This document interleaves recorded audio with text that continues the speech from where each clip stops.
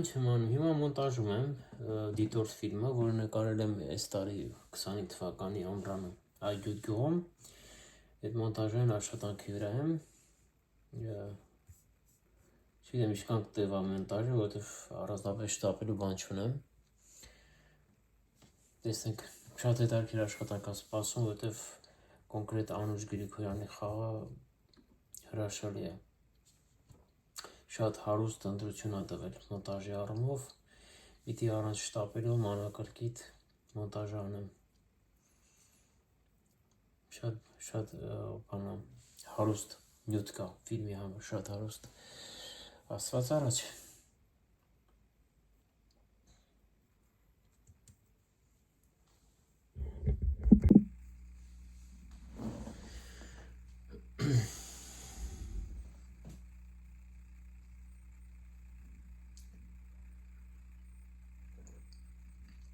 Ամենալավագույն չայն է, ամենալավագույն, որ շատ եմ սիրում էսի ուրցի չայ է ուրց, ընդ որում Հայաստանից վերված ուրցը, այս ուրցը հավաքել ենք Արցախբերդ գյուղում և ինչի մեզ օգտագործում եմ, շատ լավն է, դե ինչ ասեմ, կարելի է այսպես նաև ասել, որ ամեն ինչ սկսվեց վերջից, այսինքն վերջացրել էր խորհրդային միությունը, ավարտել է ինստիտուտը ու վերջնականապես հեռացել է Մենջախաղի թատրոնից, որտեղ 93 թվականի վերադարձա Մենջախաղի պետական թատրոն Արսեն Փոլադովի մոտ, որպեսզի հաշտվեմ հետը, որտեղ մենք Արսենի հետ ունեցել ենք խնդիր միասին, Արսեն Փոլադովն ինձ վիրավորել էր, ես շատ վիրավորված, թողել էի թատրոնն ու մի խոսքով, բայց ես քանի որ Արսենի ուսուցիչն է եղել ու ես շատ հարգում եմ իրան ու շատ սիրում եմ, ես որոշեցի վերադառնամ թատրոն 93 թվականին ու հարաբերությունս կարգավորեմ Արսենի հետ, նոր վերջնականապես լքեմ թատրոնը, այդպես էլ եղավ, հետո այնտեղ շատ դեպքեր ծավալվեցին, որի մասին հետո կխոսամ յուրի շարժաթով, 93 թիվն էր մի խոսքով, պատերազմ էր, ինչ որտեղ սով էր, ինչ որտեղ ջրուցում չկար, մութ ու ցուրտ տարիներն էին ու ապագան անհայտ էր, չգիտեի ինչ է լինելու, ես էլ լավ ասեմ մասնագիտության այս մասնագետն եմ, բայց իրականությունը շատ ավելի տխուր էր, ձմեռը հայտ ենք հայտետում տունը տաքացնելու, ամառը փորձում ենք մի կիլո բրինձով օրներս մթացնենք, արդեն ամուսնացել էի, առաջնիկս ծնվել էր, մի խոսքով, բայց անհայտ էր վաղվա օրը ու ապագան, ու միշտ ոնց որ սպասում ես ինչ-որ փոփոխությունների, որ տնած այդ փոփոխությունների մեջ ինչ կարաս անես, որ գոնե ուղղակի ընտանիքիդ համար գումար վաստակես, ու հանկարծ այդ տխուր իրավիճակում, երբ որ նստում ես գրասեղանիդ առաջ, գլուխդ առնում ես ձեռքերիդ մեջ ու որևէ ելք չես գտնում, ինձ զանգեց Վահե Գևորգովը, Ռուբեն Գևորգյանցի որդին, ում հետ մի կուրսում ենք սովորել ու ասեց Արթուր ասեց, Հայ կինոստուդիայում գումար են իջեցրել պետական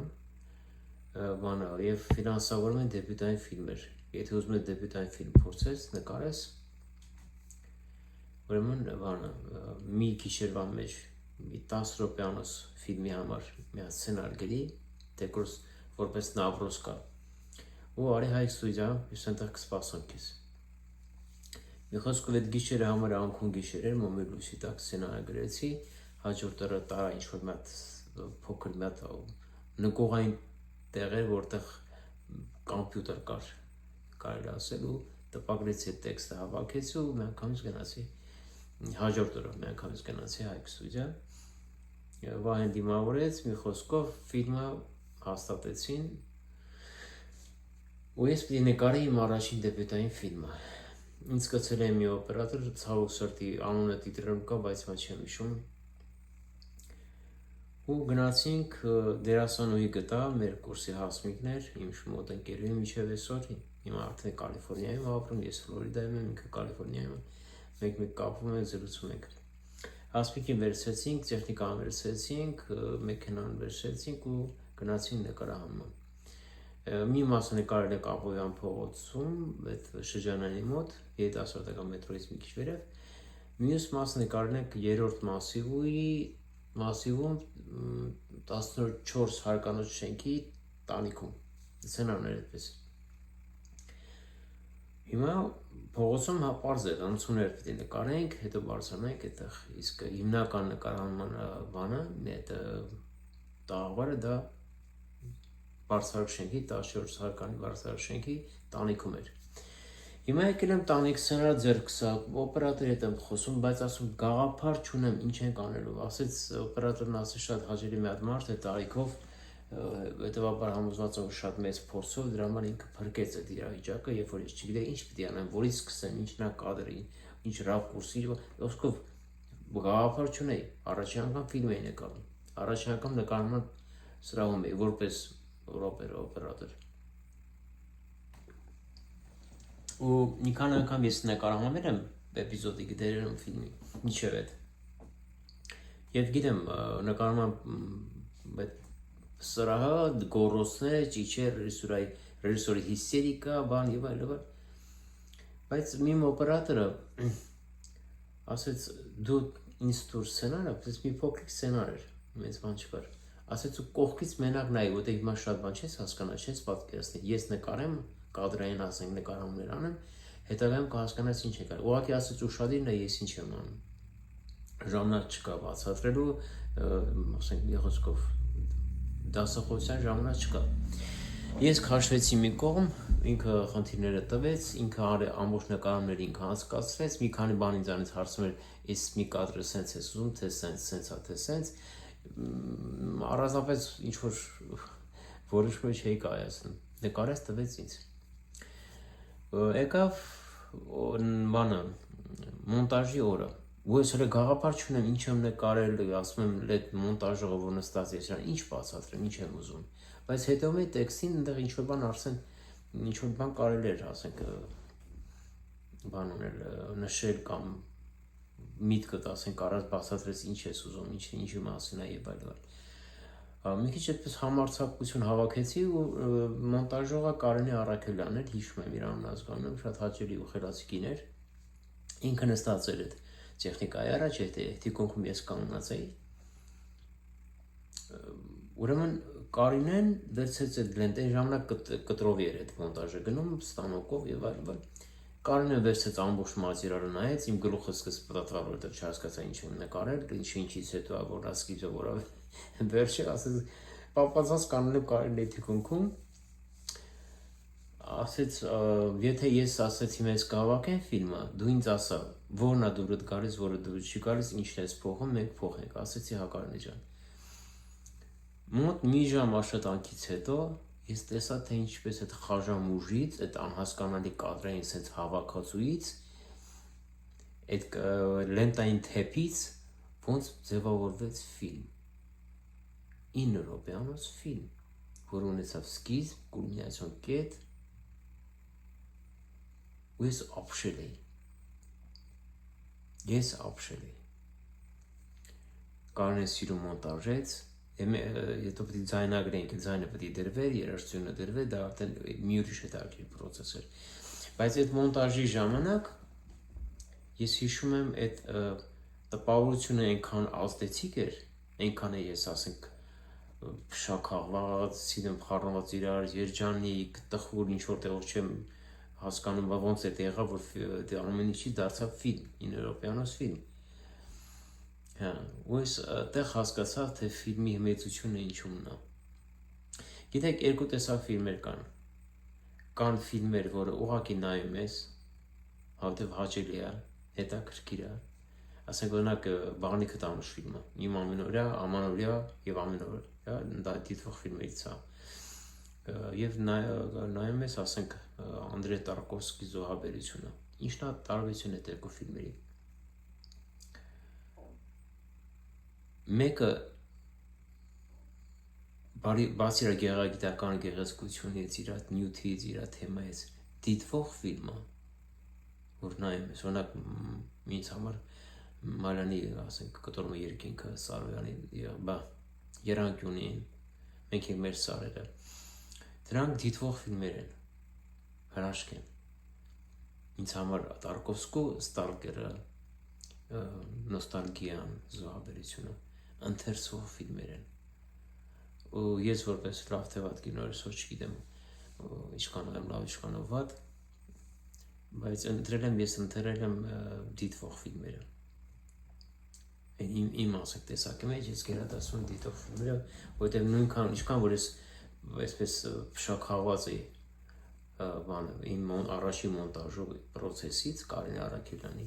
առանց մոնտաժ, այնքան ես փշաքաղվեցի, երբ որ նայեցի Ստալկերը, ընդ որում Վահե Գևորգովն ինձ ասաց Արթուր կինոնայրում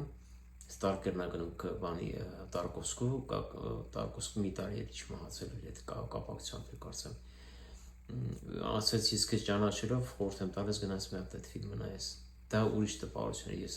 Ստալկեր ֆիլմից դուրս եմ գալիս, չեմ հիշում հաջորդ օրը թե ոնց եմ բարձրացել Մասիվ,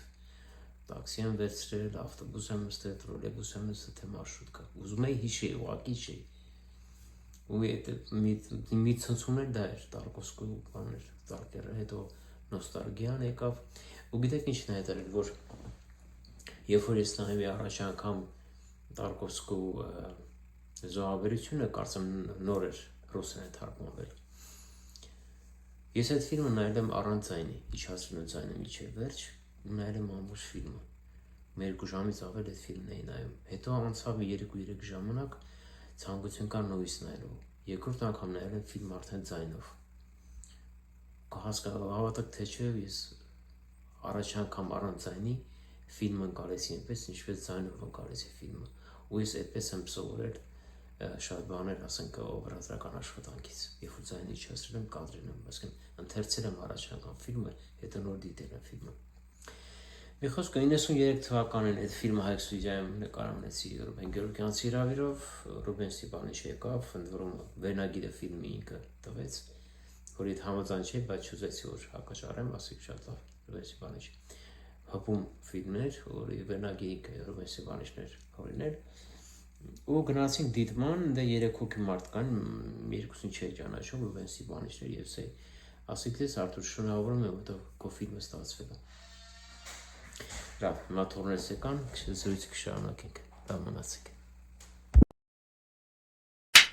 Հա, շարունակենք, ուրեմն ֆիլմը, առաջին ֆիլմը, որ կոչվում էր Հպում, որ նկարահանել էի Հայկ կինոստուդիայում Ռուբեն Գեորգյանցի հրավերով, նույն թվականին, 93 թվականին, գրեթե ամիջապես ֆիլմը նկարահանելուց հետո Հարություն Խաչատրյանը կազմակերպեց կինոփառատոն, կինոտանը ու մասնակցեց կինոփառատոնին։ Բանը շատ հաճելի էր, որ շատ մարդիկ մոտեցան ու շնորհավորեցին, շատ էին դուր եկել այդ ֆիլմը։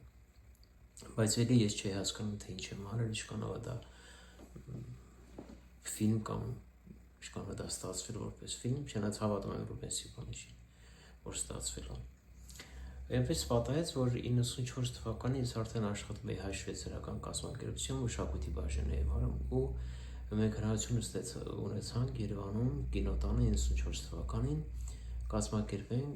ես իմ պրոյեկտով, իմ նախագծով կազմակերպեցինք First Film 94 կինոփառատոնում, ինչ որտեղ միջազգային էր նաև։ Դե ժամանակ էլի պատերազմական վիճակ էր,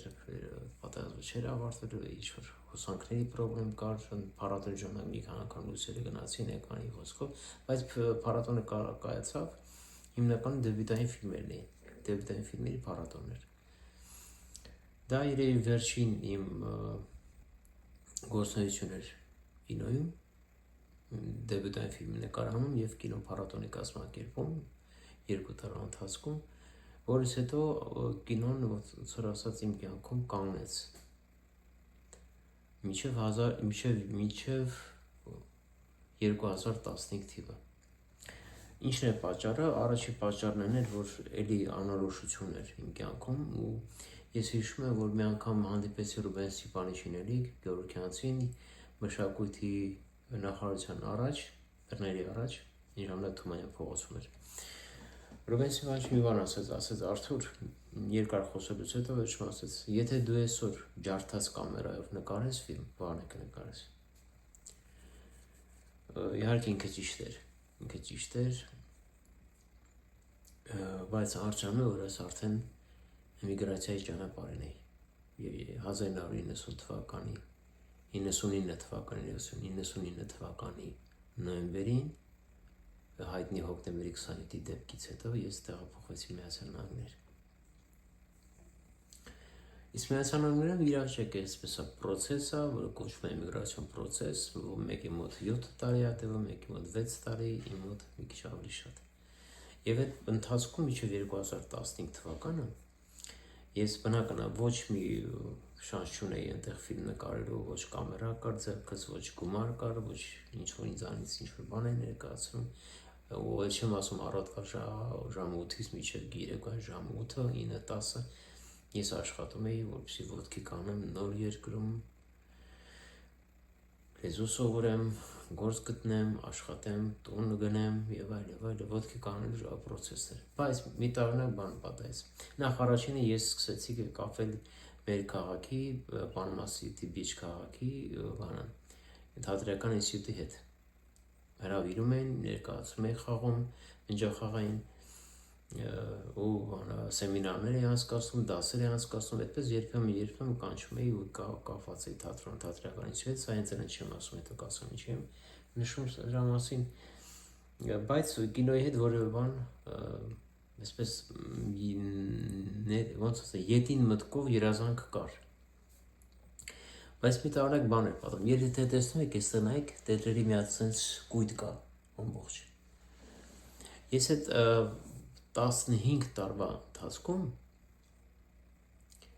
անկախ ինձանից երբեք ես չեմ պատրաստվում ինչ-որ պատմած գրեմ, կամ սցենար գրեմ, կամ ինչ-որ բան գրեմ։ Ինձ մոտ գալիս էր գաղափարներ ու այդպես անավարտ մի 50 օր հաշվեց էի, մի ամիս առաջ հաշվել եմ, մոտ 37 կիսատ պատմվածքների բան կա, տետր կա ինձ մոտ։ Ոչ մեկը չեմ ավարտել, կեսից եմ ընդհատել կամ վերջում եմ չեմ ավարտել, ու տենց պատմվածքների մի կույտ էր։ Գրում էի, դնում էի մի կողմ, գրում էի, ու ես չի հասկանում ինչի համար եմ գրում։ Երևի Աստված գիտեր ինչի համար։ 15 թվականին ես արդեն պատրաստում էի 50-ամյակս նշեմ, ու մի օր մի հատ տեխնիկա է արել, ձայնագրի, աուդիո տեխնիկա է արել, ներողություն չի արել, ինձ նվիրել էին, որտեղ ընկերս ինքը զբաղվում է ձայնագրություններով, երաժշտական, ասեց մի տեխնիկա ունեմ, որը ինձ պետք չի, ես չեմ ուզում օգտագործում, ուզում եմ քեզ նվեր տամ, կարող է պետք գալ։ Ես ասում եմ, արդյոք ինչ գործում եմ աուդիոյի հետ, բան, բայց ամեն դեպքում վերջեցի, հետո հետաքրքիր էր։ Մտածի ասի երևի այդ պատմվածքները sense կգրեմ ինձ մոտ։ Ու այդ առիթով ես մի հատ հնչյունային ռեժիսոր էի ուզում գտնեի գենեից մեջ Facebook-ում, որպեսզի արդյոք փորձ անեմ ինձ տեխնիկայի ինչի վրա է սա օգտագործում, մի խոսքով ու պատահաբար ընկերս ծանոթացեց մի Անահիտ անունով մի հատ հնչյունային ռեժիսորի հետ Երևանից։ Զանգեցինք, խոսեցինք, շատ հաճելի կին էր։ Երկար զրուցեցինք ու զրույցի վերջում ստացին բոլոր հարցերի պատասխաններ, զրույցի վերջում Անահիտն ասեց Արթուր ջան, ասեց որ գետի մտքով ֆիլմ եմ նկարում, ուզում եմ նկարեմ։ Ասեց քանի տարեկան ես, ասի 50։ Ասեց այդ տղա ջան 50 տարեկան ինչ կինոյի մասին է խոսքը ասում, ոնց որ Անահիտը հենց ձեռքերս կոտրեց, միշտ եմ ասում, դրեց հետևից գրպանը։ Ու ես մոռացա կինոյի մասին, մտածելով որ հեսա աղջիկս պատրաստվում ամուսնանամ, թորնիկներ կլինեն, այդ թորնիկները ես կապրեմ ու կյանքս կավարտեմ։ Ու ասում 50 տարեկան էի։ Այդ մտքերով մի օր դե ժամանակ տրանսպորտացիովկայի վրա էի աշխատում, մարդկանց էի տանում այրոպորտ, օդաչուներ, սյուարդեսկաններ տանում էի այրոպորտից բերում էի հյուրանոց։ Մի հերթական դες բանը ռեյսի ժամանակ զանգ եկավ, մի Քրիստինա անունով աղջիկ էր, ասեց բարև ձեզ, մենք քոլեջից ենք իմացել ձեր մասին, որ դուք պրոֆեսիոնալ մինչև խաղացեք, ձեր քաղաք է եկել Դեվիդ Վինթերսը, մյուզիկլ նկարահանելու, կինո ֆիլմ նկարահանելու, մի խոսքով ու իրան պետքա, ասենք, մնջախաղաց, կարծում կհամաձայնվի, կարծում գաք Shores of Panama Building, հանդիպեք Դեվիդ Վինթերսին, ուզմած ես տեսնի ձեզ հետ խոսա ֆիլմի համար։ Նեն որ արդեն ֆիլմում նկարվելու շանս կա, դա արդեն ինչ-որ ներքին հույսեր կար, այն թևրս ջարդած հետևի գրպանից հանեց այդ նորությունը, մի անգամ չեկատում սանալվեցի ու գնացի Shores of Panama։ Shores of Panama-ն մի մեծ շենք է, ծովի ափին, մեքսիկական ծովացոցին, իմ ամերիկյան ծովացոցը կոչվում։ Գնացի հանդիպեցի Դեվիդ Վինթերսին եւ այդտեղից սկսվեց այն սևագիրը, որը մինչև այսօր շարունակվում է։ Հեսա կշարունակեմ։ Դեվիդը բան արեց, Դեվիդը ուրեմն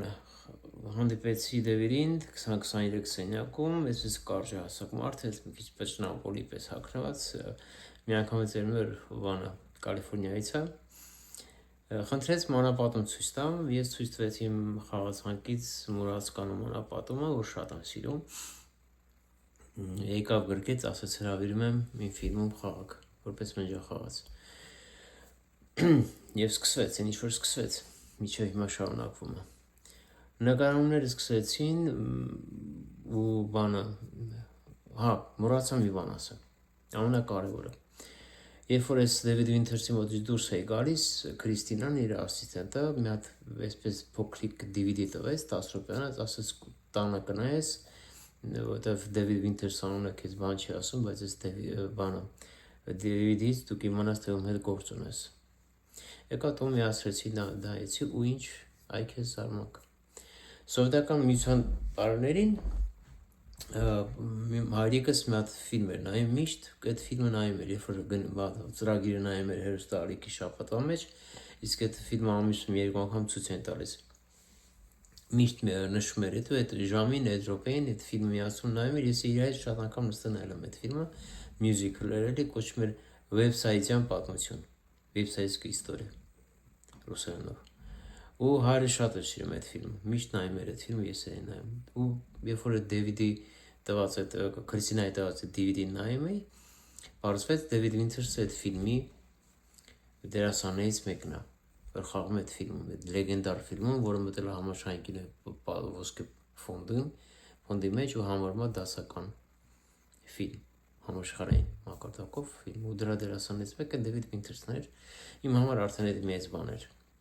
Միգրանտի համար, որ նոր եկել Միացյալ Նահանգներ ու այդ նման մարդու ֆիլմում ես նկարվում ու առավելից ծանոթանում ես այդ մարդու հետ։ Ու նկարումները սկսվեցին, բավական հետաքրքիր պրոցես էր ու այնպես էր ստացվում, որ այս ժամանակ, երբ որ գնում ենք հեռու տեղ նկարահանման, վերադառնում ենք ծովափ, Պանոստիվիչ ու շատ անգամ ես էի Դեվիդի նկարահանող խմբի հետ բերում Shores of Panama Building-ը։ Մի անգամ էլ այդպես մեր բանի ժամանակ, մեքենայք վարելու ժամանակ խոսակցության բռնվեցինք, կողքս է նստած Դեվիդ Վինթերսը, մենք սկսեցինք խոսալու։ Դեվիդը ասաց, ինչով ես զբաղվում, ինչ ես արել, բացի մնջախաղից եւ ինչ է, մի քիչ քո մասին պատմի, ասաց, որ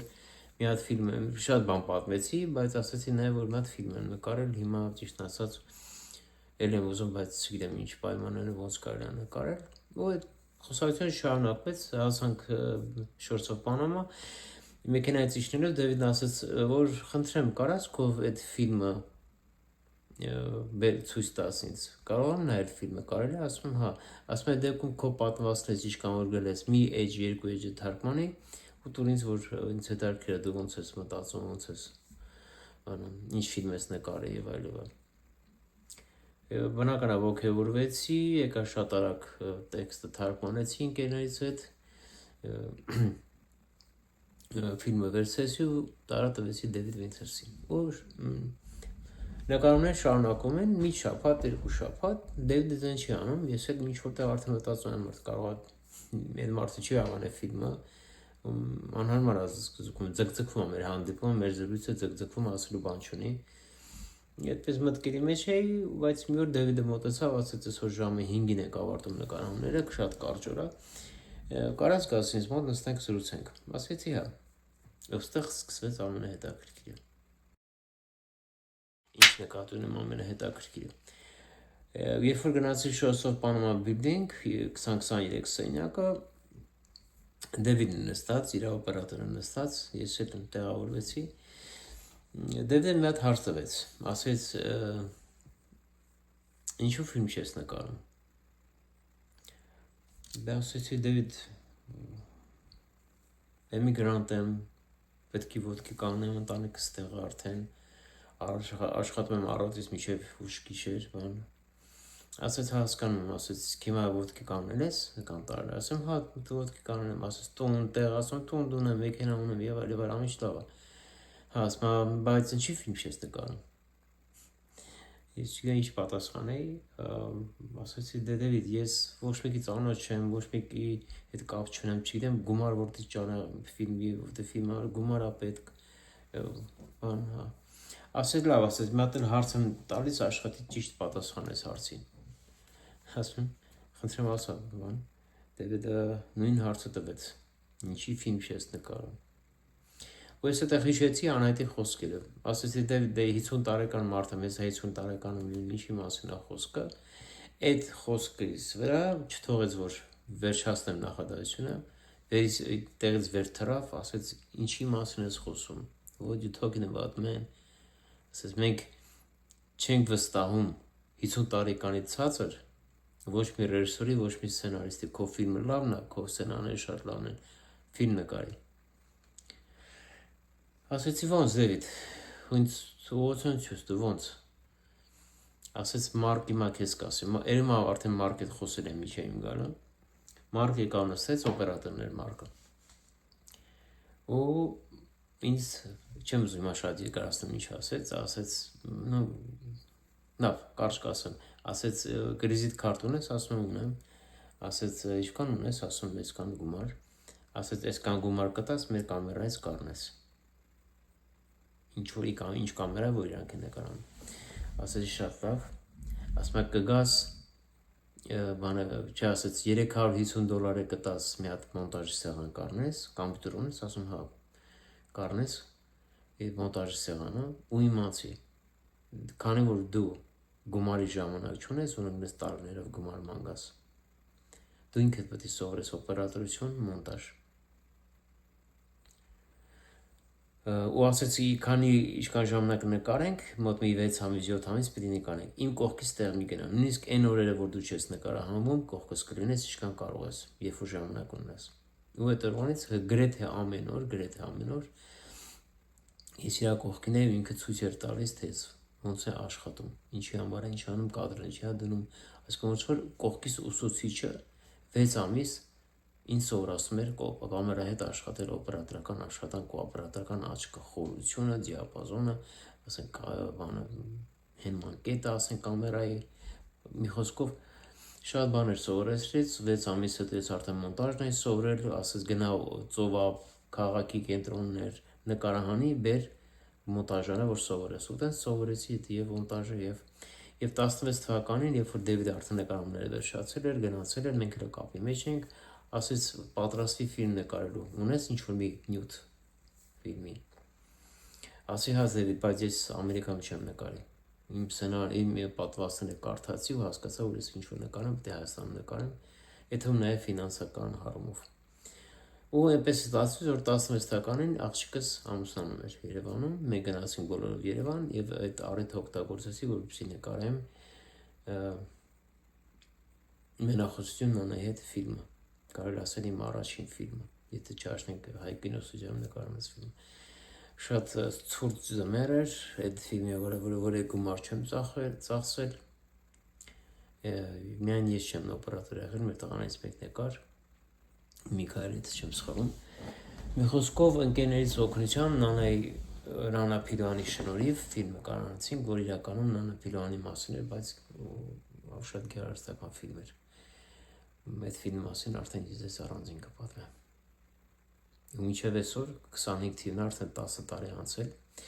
Իմ մոտ ձևավորվել է 6 ֆիլմի սցենար, որից 4-ը արդեն նկարանել եմ, մեկի վրա հիմա աշխատում եմ,